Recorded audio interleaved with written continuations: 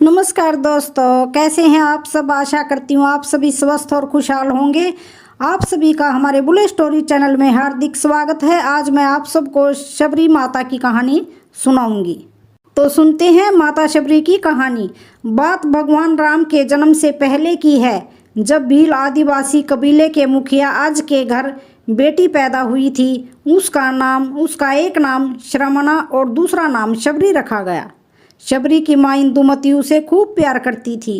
बचपन से ही शबरी पशु पक्षियों की भाषा समझकर उनसे बातें करती और जब शबरी की माँ उसे देखती तो कुछ समझ नहीं पाती थी। कुछ समय बाद एक पंडित ने शबरी के परिवार को बताया कि वो आगे चलकर सन्यासी बनेगी।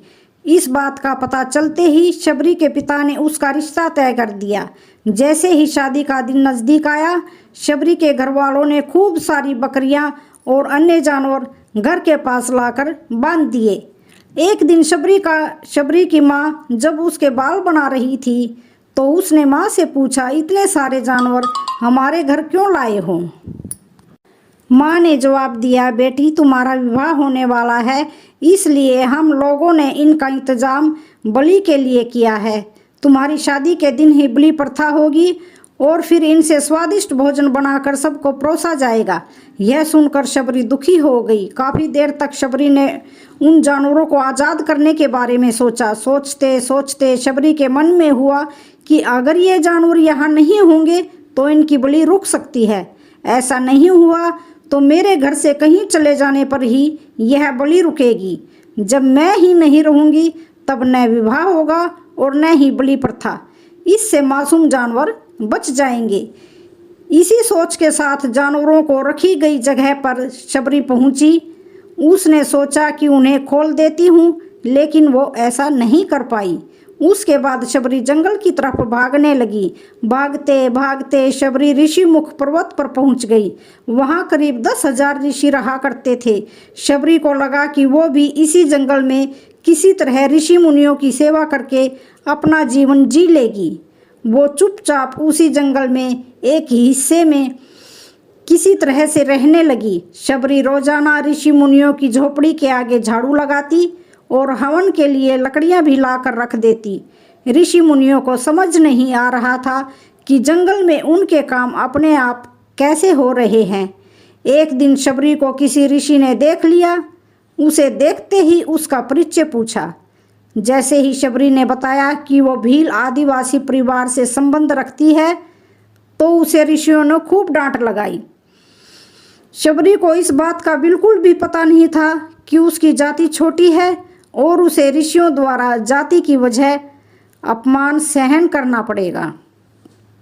इतना सब होने के बाद भी शबरी हर ऋषि मुनि के दरवाजे पहुंचती और उनके आंगन में झाड़ू लगाकर उनसे गुरु दीक्षा देने के लिए कहती। हर कोई शबरी को उसकी जाति की वजह से अपने आश्रम से भगा देता था। ऐसा होते होते काफ़ी समय बीत गया। उसके बाद शबरी मतंग ऋषि की कुटिया में पहुंची। वहां पहुंचकर मतंग ऋषि को शबरी ने बताया कि वो उनसे गुरु दीक्षा लेना चाहती है। उन्होंने खुशी खुशी उसे अपने गुरुकुल में रहने दिया और भगवान से जुड़ा ज्ञान देते रहे।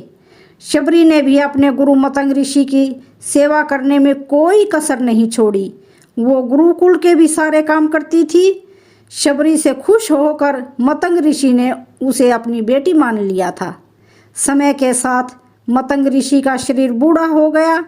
उन्होंने एक दिन शबरी को अपने पास बुलाया और कहा, बेटी मैं अपना देह त्यागना चाह रहा हूँ। बहुत साल हो गए इस शरीर में रहते रहते। शबरी ने दुखी मन से कहा, आपके ही सहारे मैं इस जंगल में रह पाई हूँ। आप ही चले जाएंगे तो मैं जीकर क्या करूँगी। आप अपने संग मुझे भी ले जाइए, मैं भी देह त्याग दूंगी। मतंग ऋषि ने जवाब दिया, बेटी तुम्हें चिंता करने की ज़रूरत नहीं है। राम तुम्हारी चिंता करेंगे और ध्यान भी रखेंगे। शबरी ने राम का नाम सुनने के बाद पूछा, वो कौन है और उन्हें मैं किस तरह से ढूंढूंगी। मतंग ऋषि ने बताया, राम कोई और नहीं भगवान है। वो तुम्हें सारे अच्छे कर्मों का फल देंगे। तुम्हें उन्हें ढूंढने की जरूरत नहीं है। वो एक दिन खुद तुम्हें खोजते हुए इस कुटिया में आएंगे और तुम्हें उनके हाथों ही मोक्ष मिलेगा। तब तक तुम इसी आश्रम में रहो। इतना कहते ही मतंग ऋषि ने अपना शरीर त्याग दिया। शबरी के मन में मतंग ऋषि के जाने के बाद से एक ही बात थी कि भगवान राम स्वयं उससे मिलने आएंगे। वो रोज भगवान राम से मिलने के लिए बाग से अच्छे अच्छे फूल लाकर पूरा आश्रम सजाती और भगवान के लिए बेर तोड़ कर लाती। भगवान के लिए बेर चुनते हुए शबरी उन्हें चख लेती थी ताकि भगवान को सिर्फ मीठे बेर ही दे। रोजाना शबरी इसी तरह भगवान के दर्शन की आस में फूल और बेर इकट्ठा करती रहती थी। इसी तरह इंतजार में कई साल बीत गए। शबरी का शरीर एकदम वृद्ध हो गया। एक दिन आश्रम के पास के ही तालाब में शबरी पानी लेने के लिए गई। तभी पास के ही एक ऋषि ने उसे अछूत कहते हुए वहां से भागने के लिए कहा और एक पत्थर मार दिया। वो पत्थर जब शबरी को लगा तो उसे चोट लगी और खून बहने लगा। बहते हुए खून की एक बूंद उसी तालाब के पानी में गिर गई। तभी पूरा तालाब का पानी खून में बदल गया। ये सब होता देखकर ऋषि ने शबरी को ही डांटा और कहा कि पापिन, तुम्हारी वजह से पूरा पानी खराब हो गया। रोज ऋषि उस पानी को साफ करने के लिए अपनी कई तरह की विद्याओं का इस्तेमाल करते। कई सारे जतन करने के बाद भी कुछ नहीं हुआ। फिर उन्होंने गंगा जैसी कई पवित्र नदियों का जल भी उस तालाब में डाला, फिर भी तालाब का पानी साफ नहीं हो पाया और वो खून जैसा ही रहा। कई सालों तक तालाब के पानी को साफ करने की कोशिश के बाद भी कुछ काम नहीं आया तो ऋषि ने थक कर सब कुछ छोड़ दिया। इस घटना के कई सालों के बाद भगवान राम अपनी पत्नी सीता के हरण के बाद उन्हें ढूंढते हुए उसी तालाब के पास पहुँचे। ऋषि मुनियों ने उन्हें पहचान लिया। भगवान को वहां देखकर ऋषियों ने तालाब का पानी साफ करने के लिए भगवान को अपने पैर उसमें डालने के लिए कहा, लेकिन पानी जैसे का तैसा ही था। ऋषि मुनियों ने भगवान से भी कई अन्य जतन करवाए, लेकिन वो पानी जस का तस खून जैसा ही रहा। तब भगवान ने ऋषियों से पानी के रक्त में बदलने की कहानी पूछी। तब ऋषि ने शबरी को पत्थर मारने वाली सारी बात बता दी। उसके बाद कहा कि वो महिला ही अपवित्र है, छोटी जात की है, इसलिए ये सब हुआ है। उसी वक्त भगवान राम ने कहा, ये सब आप लोगों के खराब वचनों से हुआ है। शबरी को इस तरह के शब्द बोलकर आप लोगों ने उसे नहीं बल्कि मेरे दिल को घायल किया है। इसी घायल दिल के रक्त का प्रतीक यह तालाब का लाल पानी है। आगे भगवान राम बोले, कहाँ है वो माई, मैं उनसे मिलना चाहता हूँ।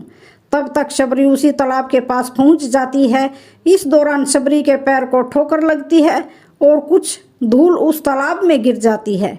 तभी सारा पानी साफ हो जाता है। भगवान सबसे कहते कि देखिए, आप लोगों ने क्या कुछ नहीं किया, लेकिन पानी साफ नहीं हो पाया। अभी सिर्फ इनके पैर की थोड़ी सी धूल ने ही तालाब का पानी साफ कर दिया। भगवान राम को शबरी पहचान चुकी थी। उन्हें प्रणाम करके शबरी ने कहा, भगवान आप मेरे साथ कुटिया में चलिए। भगवान भी खुशी खुशी शबरी के साथ चल पड़े। फूलों से शबरी ने भगवान राम का स्वागत किया। वो सीधे बेर तोड़ने के लिए बाग में गई और चक कर उनके लिए बेर लेकर आई। उन्होंने बड़े ही प्यार से भगवान राम और उनके भाई लक्ष्मण को बेर दिए। भगवान राम ने भी उतने ही प्यार से उन बेर को खाना शुरू किया। तभी बेर देखकर मुंह बनाते हुए लक्ष्मण ने कहा, भैया ये बेर झूठे हैं, इन्हें आप कैसे खा सकते हो। भगवान ने जवाब दिया, लक्ष्मण ये झूठे नहीं बल्कि बहुत मीठे हैं। शबरी माई हम सब के लिए ये बहुत प्यार से तोड़ कर लाई है। इतना कहकर भगवान राम प्यार से उन बेर को खाने लगे। भगवान ने जाते हुए शबरी माई से कहा, आप मुझसे जो चाहो मांग सकती हो। शबरी ने उन्हें कहा, मतंग ऋषि के कहने पर मैं आज तक सिर्फ आपके दर्शन करने के लिए जी रही थी। अब आप मुझे मोक्ष प्रदान कीजिए, मैं अपना शरीर आपके सामने ही त्यागूंगी। उसी वक्त शबरी ने अपना शरीर त्याग दिया। भगवान राम ने अपने हाथों से उनका अंतिम संस्कार किया और सीता माँ की खोज में आगे बढ़ गए। इस तरह से ऋषि मतंग की बात सच साबित हुई और शबरी को भगवान राम के दर्शन भी हुए। तभी से भगवान राम को शबरी के राम भी कहा जाने लगा। इस कहानी से हमें यह सीख मिलती है कि अगर हमारे अंदर सच्ची श्रद्धा हो तो भगवान जरूर दर्शन देते हैं। तो दोस्तों कैसी लगी आज की कहानी? वीडियो अच्छी लगे तो प्लीज़ चैनल को लाइक शेयर सब्सक्राइब ज़रूर करें। धन्यवाद।